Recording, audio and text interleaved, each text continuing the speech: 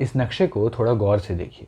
इस नक्शे की दोनों ही तरफ आपको वेस्ट में एक देश दिख रहा होगा जिसे हम पाकिस्तान के नाम से जानते हैं, और ईस्ट में आपको दिख रहा होगा बांग्लादेश। अब आप कहेंगे इसमें नया क्या है, हमने तो इस नक्शे को हज़ारों दफ़ा देखा है, रोज़ देखते हैं, तो इसमें नया तो कुछ नहीं है। पर क्या आप जानते हैं इस नक्शे के बनने की पीछे की कहानी? या फिर मैं अगर सरल शब्दों में कहूँ तो भारत की आज़ादी के वक्त जो एक ऐसा दाग इस धरती पर लगा जिसके जो ज़ख्म हैं वो आज भी ताज़ा हैं, उसकी कहानी। मैं बात कर रहा हूँ हिंदुस्तान के बंटवारे यानी पार्टीशन की। तो आप कहेंगे कि हाँ, हमें बहुत अच्छे से पता है पार्टीशन के बारे में कि पार्टीशन कब हुआ, जिन्ना की क्या मांग थी, जिन्ना को चाहिए था पाकिस्तान, और किस तरीके से उस वक्त नेहरू का क्या रोल था, गांधी का क्या रोल था। और आप में से कुछ लोग तो शायद ये भी बोलें कि गांधी चाहते थे जिन्ना को प्रधानमंत्री बना देना और नेहरू को नहीं बनाना, और तमाम ऐसी चीज़ें। मगर क्या आप जानते हैं कि मार्च 1946 में एक ऐसा प्लान आया था जिसके बाद लग रहा था कि शायद भारत का पार्टीशन रुक जाए, और जून जुलाई 1946 तक तो भारत का पार्टीशन लगभग होते होते रुक भी गया। तो क्यों ना आज उसी की कहानी के बारे में जानें, और कई अलग अलग पहलू जो थे हमारे पार्टीशन से जुड़े हुए, वो जो कहानियाँ जो हम नहीं जान पाए, जिनके बारे में कि क्या क्या रोल था अलग अलग लोगों का, अलग अलग पक्षों का, उसके बारे में थोड़ा गौर से जानते हैं। तो नज़रिया के इस एपिसोड में हम जानेंगे इस देश के बारे में और उसकी पार्टीशन से जुड़े हुए जो अलग अलग पहलू थे, जो कहीं ना कहीं उतने प्रखर रूप से हमारे समाज में हमारे सामने नहीं हैं। तो क्या आपको पता है कि इस देश में जब पार्टीशन हो रहा था, जब वो पूरी कवायद चल रही थी, जब अलग देश बने, जब अलग ये बने, तो आपको ये तो पता है कि जिन्ना चाहते थे कि पाकिस्तान बने, एक अलग मुल्क बने। वहीं पर अगर आप देखें तो जो नेहरू, पटेल और कांग्रेस के लोग थे वो चाहते थे पूरा एक यूनाइटेड इंडिया हो। मगर हुआ इसका उल्टा, बना पाकिस्तान, जिन्ना की मांग पूरी हुई। मगर आप क्या जानते हैं जो आज़ादी के सबसे बड़े मसीहा हैं इस देश में, वो क्या चाहते थे? महात्मा गांधी क्या चाहते थे? तो क्यों ना पहले महात्मा गांधी के एंगल पर बात करें कि उनके हिसाब से पार्टीशन कैसे होना चाहिए था। तो महात्मा गांधी ने कभी उस तरीके से प्रखर तौर पर अपनी बात तो नहीं रखी पार्टीशन के ऊपर, और इसके बारे में मैं लास्ट में भी थोड़ी सी बात करूंगा। लेकिन महात्मा गांधी के सबसे करीबी फॉलोअर्स में से एक मौलाना अब्दुल कलाम आज़ाद के विचारों की माने तो आज़ाद का मानना था कि महात्मा गांधी भारत को एक फेडरल स्ट्रक्चर में देखना चाहते हैं। फेडरल स्ट्रक्चर क्या होता है? तो फेडरल स्ट्रक्चर यानी राज्य की ऐसी व्यवस्था जहाँ पर जो स्टेट्स हैं, जो अलग अलग राज्य हैं, उनके पास काफ़ी शक्तियाँ हों और केंद्र उसके कंपैरिजन में थोड़ा कमज़ोर हो, यानी कि राज्य जो हैं उनके पास ज़्यादा शक्तियाँ हों, जैसा कि अमेरिका में है। तो महात्मा गांधी कहीं ना कहीं वैसा स्ट्रक्चर चाहते थे हिंदुस्तान के लिए, क्योंकि उनका मानना था हिंदुस्तान का जो इंक्लूसिव नेचर है और जिस तरीके की पॉलिटिक्स यहाँ पे हो रही है, क्योंकि खासकर आज़ादी के दौर की हम बात कर रहे हैं, उस वक्त जो कम्युनलिज्म था, जो सांप्रदायिकता थी, वो जिन्ना की वजह से और मुस्लिम लीग की वजह से चरम पर आ चुकी थी, और उस कम्युनलिज्म का कोई तोड़ नहीं था। तो कहीं ना कहीं उस वक्त ये हट करना कि हम एक देश बनाएंगे, स्टेट्स को पावर नहीं देंगे, और जो सेंटर है, जो यूनियन है, वो ज़्यादा पावरफुल होगा इन कंपैरिजन टू स्टेट्स, यानी जो आज का भारत है जिस तरीके से, वो कहीं ना कहीं एक मूर्खता होती शायद। इसीलिए महात्मा गांधी का और मौलाना अब्दुल कलाम आज़ाद, इन दोनों का मानना था कि भारत जो है उसको एक फेडरल स्ट्रक्चर अडॉप्ट करना चाहिए, जहाँ पे जितने भी राज्य और प्रिंसली स्टेट हैं उन सब का गठजोड़ हो भारत में, उन सबको एक कर दिया जाए, और उन सब का जो एडमिनिस्ट्रेशन है, जो एजुकेशन है, जो हेल्थ केयर है, ये सारे सब्जेक्ट्स पे वो खुद अपना फैसला लें, वो लोग खुद डिसाइड करें क्या होगा। बस 3 मुद्दों पर ये सारे जो राज्य हैं वो एक दूसरे से जुड़े रहें, और इसी के कारण उन्हें भारत नाम का देश कहा जाए। अब ये मुद्दे क्या हैं? उनमें से पहला था कम्युनिकेशन। कम्युनिकेशन माने संचार, यानी कि महात्मा गांधी जिस तरीके का स्ट्रक्चर चाहते थे, जो फेडरल स्ट्रक्चर चाहते थे, उसमें हिंदुस्तान में एक सेंट्रल कम्युनिकेशन पॉलिसी होती है, यानी कि एक राज्य से दूसरे राज्य में जाने के लिए आपको पासपोर्ट नहीं लगता। जो ट्रेड अगर आपको करना, मान लीजिए आपको यहाँ से वहाँ सामान भेजना है, ट्रांसपोर्ट करना है, तो जैसे वो आज नॉर्मल भारत में हो रहा है वैसा ही होता वो। इसके अलावा जो अगला मैटर था वो था डिफेंस। डिफेंस यानी रक्षा। तो रक्षा के मामले में हिंदुस्तान की एक जो पॉलिसी होती है डिफेंस के मामले में, वो एक होती है, यानी कि अगर इंडिया का मान लीजिए कोई स्टेट है तमिलनाडु, और वहाँ पर कोई बाहर से आकर अटैक करता, तो पूरी इंडिया की एक यूनाइटेड आर्मी होती जो कि उससे लड़ती। तो फेडरल स्ट्रक्चर के हिसाब से डिफेंस के मामले में भी हिंदुस्तान एक होता, और उसके भी जो सारे डिसीजन थे और उसके भी जो सारे डिसीजंस थे वो सेंट्रल पॉलिसी द्वारा, यानी केंद्र सरकार जो एक होती उसके द्वारा लिए जाते। और जो तीसरा इंपॉर्टेंट चीज़ थी वो थी फॉरेन पॉलिसी, यानी विदेश नीति। तो पूरे का पूरा जो भारत है, ऐसा नहीं कोई कह सकता था कि हम अगर एक अलग स्टेट है तो मैं विदेश नीति अलग रखूँगा, मैं किसी और विदेश से अपने ताल्लुक अलग रखूँगा। पूरा भारत एक साथ दुनिया के हर देश के साथ एक जैसे संबंध रखता। तो इन तीन मुद्दों पर जो है वो केंद्र सरकार फैसले लेती, और इसके अलावा जितना काम होता, जो एडमिनिस्ट्रेशन, पुलिस, ये सारी चीज़ें स्टेट यानी राज्यों के पास होती। तो इस तरीके का होता वो भारत जो गांधी या फिर आप कहें तो मौलाना अब्दुल कलाम आज़ाद चाहते थे हिंदुस्तान को जिस तरीके की शक्ल देना, तो वो भारत कुछ ऐसा दिखता आज हमें।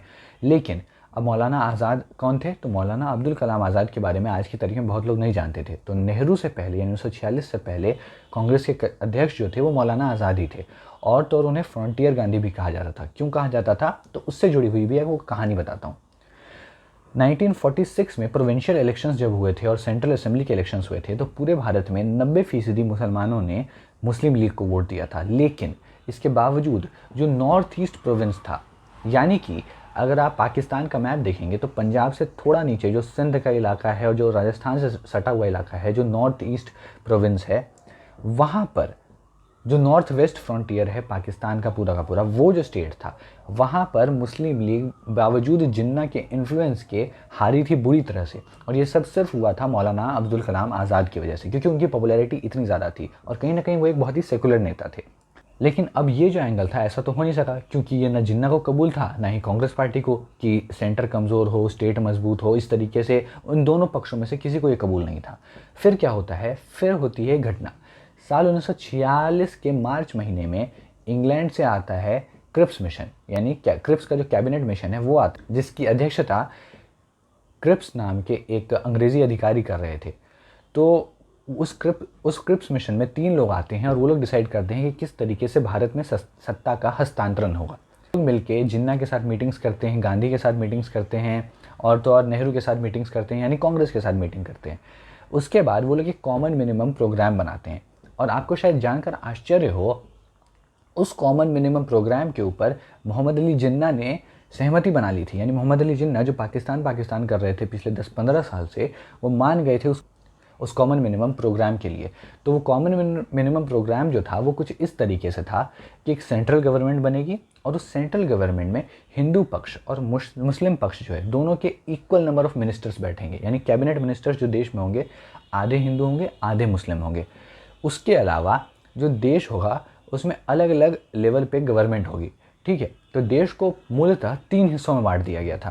पहला जो हिस्सा था उसमें आते थे जो हिंदू बहुल इलाके थे, जो दिल्ली था, उत्तर प्रदेश का इलाका है, बिहार का इलाका है, झारखंड का इलाका है, उड़ीसा का इलाका है, मध्य प्रदेश का इलाका है, राजस्थान का कुछ इलाका है। जितनी भी मूलतः हिंदू बहुल जगहें थीं उनको यहाँ डाला गया था। उसके अलावा एक तीसरा ग्रुप था जिसमें जो नॉर्थ वेस्ट का, यानी पंजाब से आगे का जो पूरा हिस्सा था, जिसमें सिंध भी आता था, जिसमें नॉर्थ वेस्ट फ्रंटियर भी आता था, जिसमें बलूचिस्तान भी आता था, जिसमें मुस्लिम मेजॉरिटी का जो वेस्ट वाला हिस्सा है वो आता, और एक जो लास्ट ग्रुप था उसमें वो हिस्सा आता जिसमें ईस्ट वाला जो इलाका होता मुस्लिम मेजॉरिटी का, वो आता। और ये जो तीनों ग्रुप थे ये अपने अपने एडमिनिस्ट्रेशन करते, वहाँ पे लेजिस्लेटिव गवर्नमेंट चुनी जाती, और बाद में अगर इन सारे ग्रुप्स में से कोई स्टेट इधर से उधर आना चाहता या फिर अपना ग्रुप चेंज करवाना चाहता तो चुनी हुई सरकार वो फैसला भी ले सकती थी।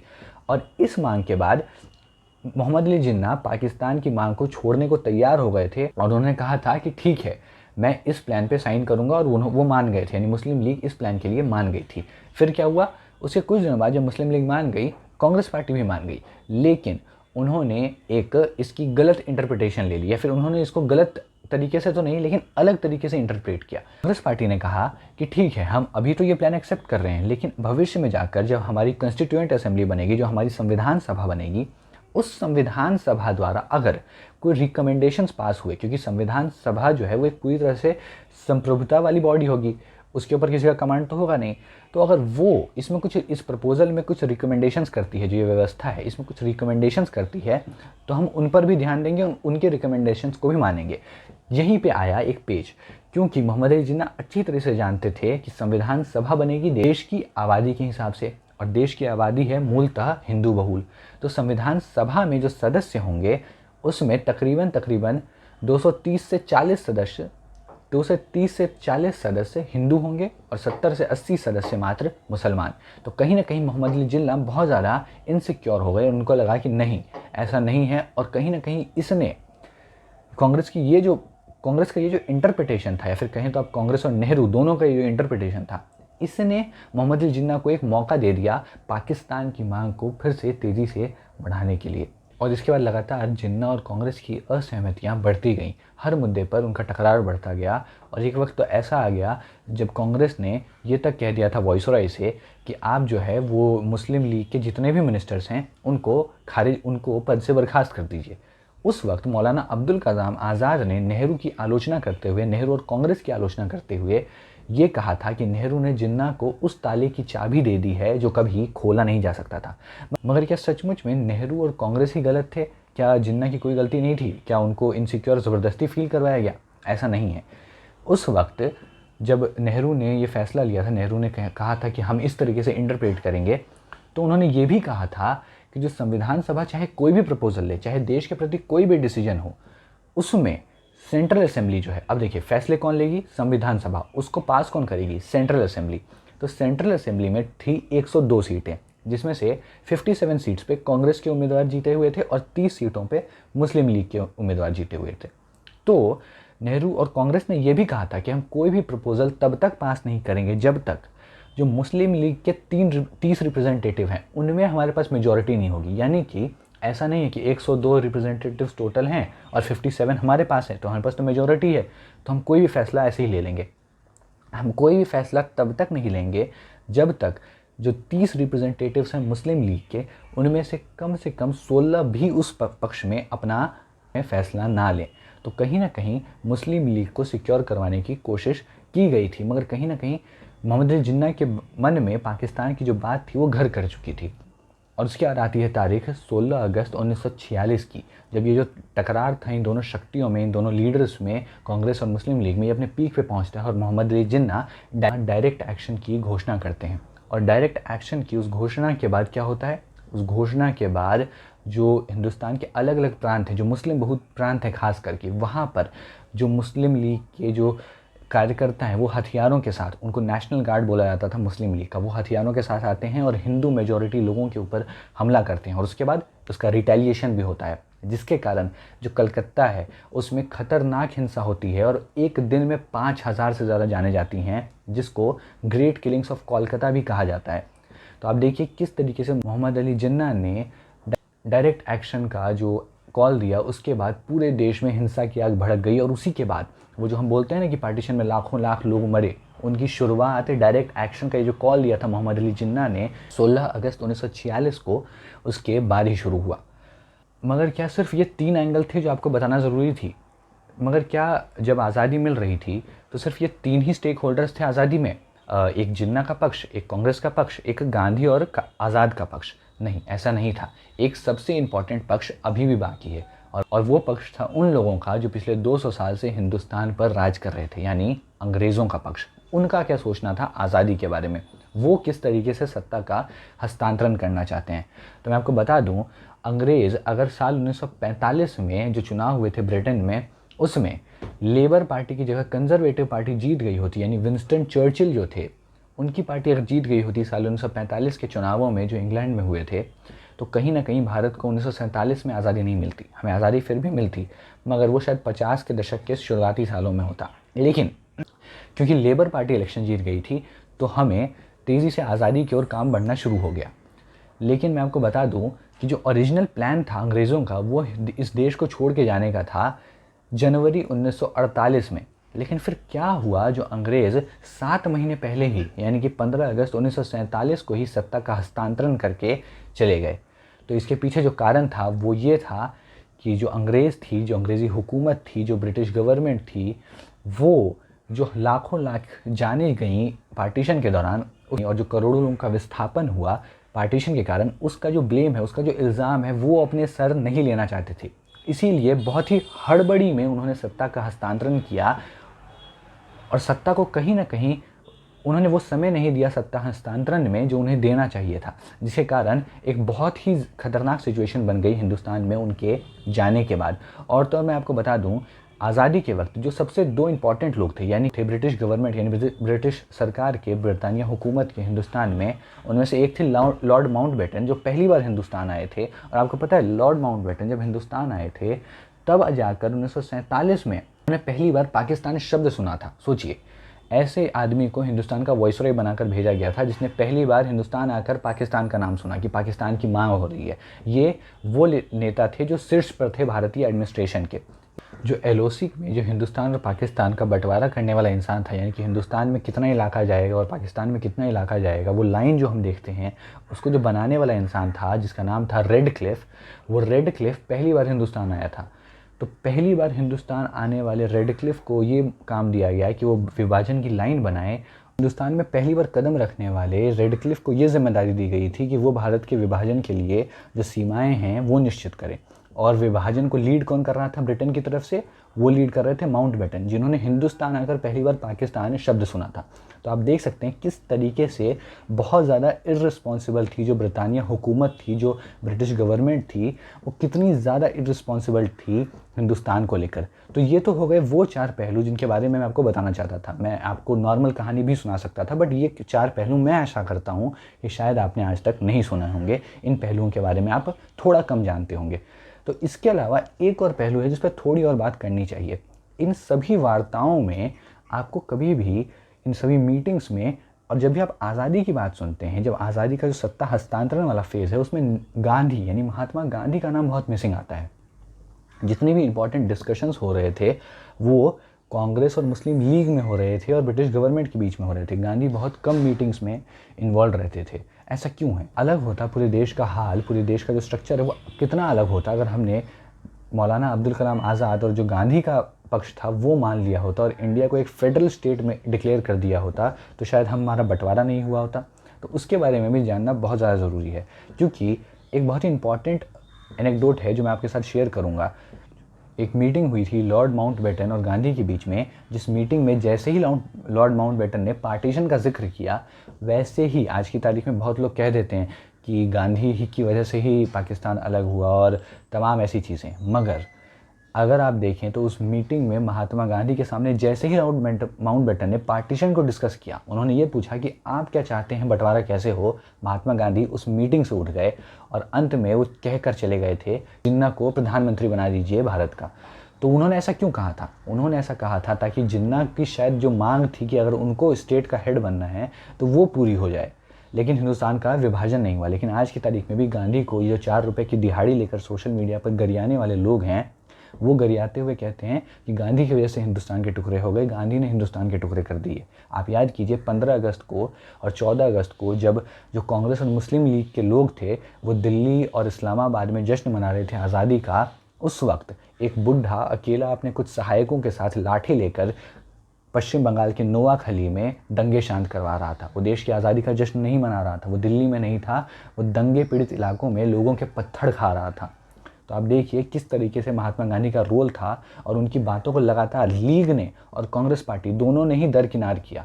वो लीग और कांग्रेस पार्टी जो दोनों ही गांधी को पूछती थी, मगर उन्होंने कहीं ना कहीं गांधी के विचारों को बहुत ज़्यादा साइडलाइन किया। और साइडलाइन जो हुए गांधी, जो सत्ता हस्तांतरण का फेज़ था उससे, उसी की वजह से मुझे ऐसा, ये मेरा पर्सनल ओपिनियन है कि शायद जो सत्ता हस्तांतरण का जो पूरा इवेंट था जहाँ पे पावर का जो ट्रांसफ़र हो रहा था कि अंग्रेज जब जा रहे थे और पावर किसको वो देकर जाएंगे, उस फेज़ में अगर गांधी और इन्वॉल्व रहते तो कहीं ना कहीं जो सत्ता हस्तांतरण है वो थोड़ा स्मूथ हुआ होता। अब क्योंकि वीडियो को कंक्लूड करना है तो मैं आपको आगे की भी कहानी बता दूं कि डायरेक्ट एक्शन और उसके बाद क्या हुआ।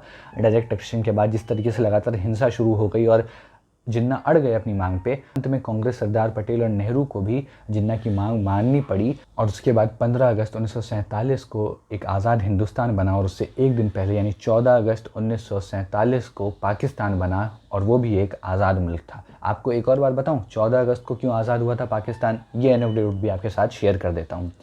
जो मोहम्मद अली जिन्ना थे उनको किसी ज्योतिष ने बताया था कि 14 अगस्त 1947 की जो तिथि है वो बहुत ज़्यादा शुभ है। तो इसीलिए 14 अगस्त को यानी हिंदुस्तान से एक दिन पहले फैसला लिया गया था पाकिस्तान को आज़ाद करने का। जो उस घटना को 75 साल से ज़्यादा समय हो चुका है और वो तिथि जो है वो कितनी ज़्यादा शुभ थी पाकिस्तान के लिए, वो तो पूरी दुनिया और पाकिस्तान शायद देख ही पा रहा होगा। और किस तरीके से जो बंटवारे के ज़ख्म हैं वो आज भी हम सबको चिंतित कर देते हैं जब हम याद करते हैं कि किस तरीके से लाखों लाखों लोगों की मौत हो गई थी। मैंने अभी कुछ दिनों पहले एक किताब पढ़ी थी, कुलदीप नैयर की ऑटोबायोग्राफी थी, तो उसमें मैंने पढ़ा था कि किस तरीके से कुलदीप नैयर जब खुद पाकिस्तान से हिंदुस्तान आ रहे थे पार्टीशन के टाइम, तो एक माँ अपने छोटे से गोदी में बच्चे को देते हुए उन्हें कहती है कि तुम इसे ले जाओ और मैं, हमारे परिवार का कोई नहीं बचा है, ये बच्चा है बस, तुम किसी तरह से इसको हिंदुस्तान ले जाओ। तो जब आप ऐसी घटनाओं को सुनते हैं तो कहीं ना कहीं जो आपकी रूह है, जो आपकी जो चेतना है वो काम जाती है अंदर से। तो ये था नज़रिया का 9वां एपिसोड और मैं आशा करता हूँ कि शायद आपको ये एपिसोड एक नया पर्सपेक्टिव दे पाया होगा, कुछ नए पहलुओं को आपके लिए खोल पाया होगा और आज़ादी की और बंटवारे की जो उलझन है उसको शायद थोड़ा बहुत सुलझा पाया हूँगा मैं इस वीडियो के माध्यम से।